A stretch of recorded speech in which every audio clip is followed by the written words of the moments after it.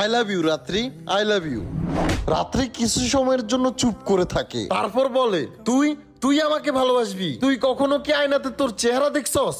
ও দেখবি কিভাবে, তোর ঘরে তো আয়নাও নেই। নদীর পাশে কিছু লোক দাঁড়িয়ে ছিল, সবাই হাসতেছিল। রকির চোখে পানি চলে আসে, সে মাথা নিচু করে কান্না করতে থাকে। তারপর সে মাথা উঠিয়ে রাত্রিকে বলে, আজ তুই আমাকে এত মানুষের সামনে এভাবে অপমান করলি রাত্রি, কিন্তু মনে রাখিস একদিন তুই ঠিকই আমার কাছে আসবি। রাত্রি কিছু না বলে হেসে ওইখান থেকে চলে যায়। রকি ঘরে একা বসে বসে এইসব কথা ভাবতেছিল আর বলতেছিল, আল্লাহ কেন গরিব বানাইলা আমারে। রকি সারা রাত চাঁদের দিকে তাকিয়েছিল আর বলতেছিল, হয় আমি নিজেকে শেষ করে ফেলবো, না হয় আমি দুনিয়াকে দেখিয়ে দিব যে ভাগ্য বদলানো যায়। পরের দিন সকালে গ্রামের কাউকে না জানিয়ে রকি শহরের দিকে চলে যায়। শহরে আসার পর তার চাকরি হয় বন্দরে, বস্তা উঠিয়ে ট্রাকে রাখা, আর প্রতিদিন 300 টাকা করে পারিশ্রমিক পাইতো সে। ওইখানের লোকজন তাকে নিয়ে মজা নিত। আরে দেখো, গ্রামের হিরো আসছে শহরে লেবারি দিতে। রকি কোনো কথাই বলতো না, শুধু পরিশ্রমই করতো সকাল থেকে রাত পর্যন্ত। আর খিদা লাগলে ময়লার ডাস্টবিন থেকে খাবার খুঁজে খাইতো। কখনো কখনো খাবার খুঁজে পাইতো, আবার কখনো পাইতো না।